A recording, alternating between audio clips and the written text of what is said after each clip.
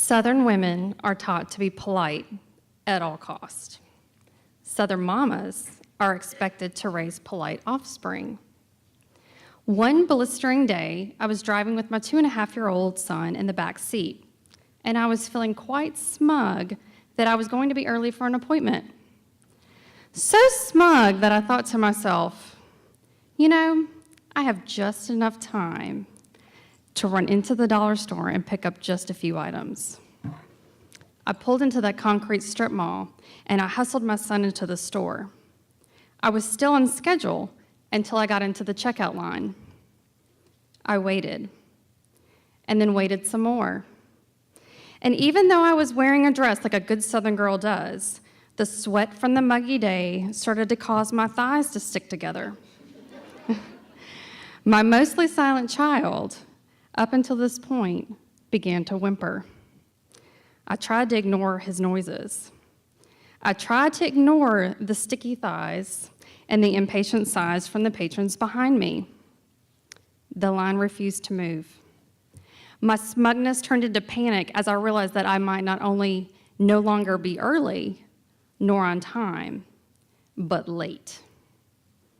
As it finally became my turn to put my items up onto the belt, my son started to cross his legs and cry. "Ma'am," I leaned forward, "can we use your bathroom?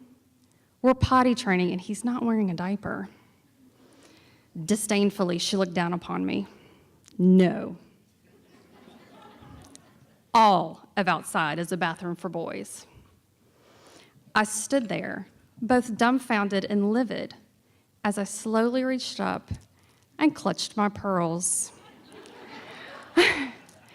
I felt my fingernails cutting into the palm of my hand as the fingers wrapped around my necklace.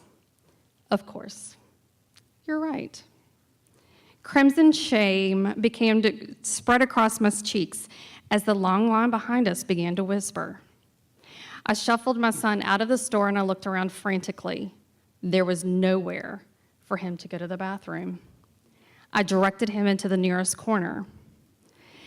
Instead, he walked over to the window of the store, pulled his pressed smocked shorts down, and began to urinate on the pristine, recently cleaned window in full view of the register and the line that we just walked away from. Everyone, including the cashier, stopped in their tracks as this child made this window his personal bathroom. I just stood there and did nothing, with my own jaw hanging open in surprise. He promptly pulled his shorts up as though nothing had happened and began to lead me to the car, and I followed behind, speechless. I waited an entire year to shop at that store again. When I finally had the nerve to go back, there was now a posted sign: "Bathrooms are for pregnant women and potty training children only."